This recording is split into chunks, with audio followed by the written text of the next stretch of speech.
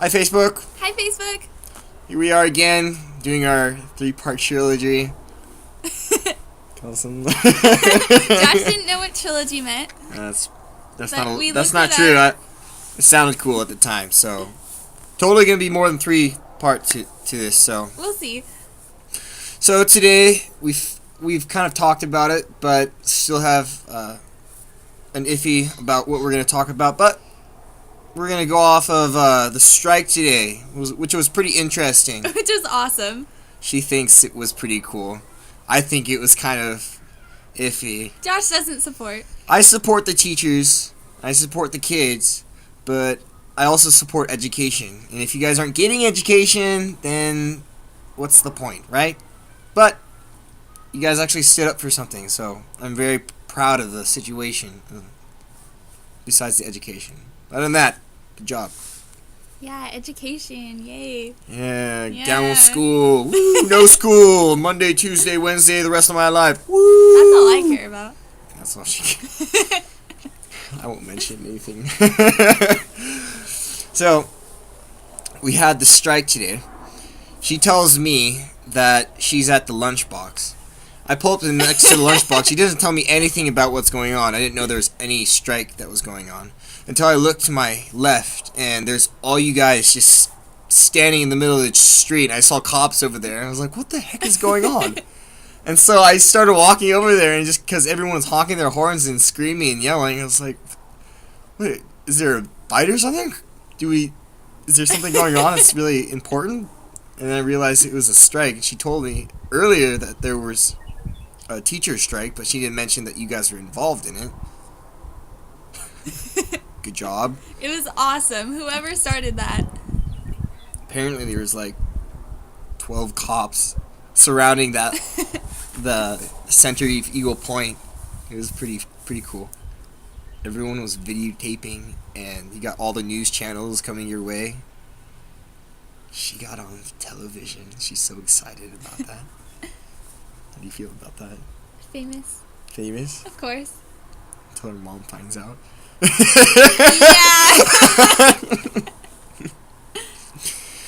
I bet you're wondering what where'd you go? That thing right there.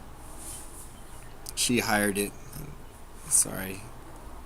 She thought it'd be cute. I don't see any point in it. Yeah, it was totally my idea. I don't even know what you're talking about, Josh. She's just really cheesy today, I guess. You know? What does that make you feel like? Kind of feel blocked right now. Need some Pepto-Bismol or X-Lax. Keep that to yourself, Josh. I don't think Facebook wants to know that. What? That you're cheesy? I think they're pretty evident. Keep your digestion problems to yourself. You guys remember the Pepto-Bismol song? Headache, heartburn, indigestion, stomachache, diarrhea. Hey, Pepto-Bismol. You remember that one, Kelsey? No. Except for when you She's too young to remember. He's just an old man. He has gray hair. Old men don't lie. Like children. I don't lie. She does. She just doesn't realize it. Apparently. Yeah. She stutters when she lies. When have I ever lied to you?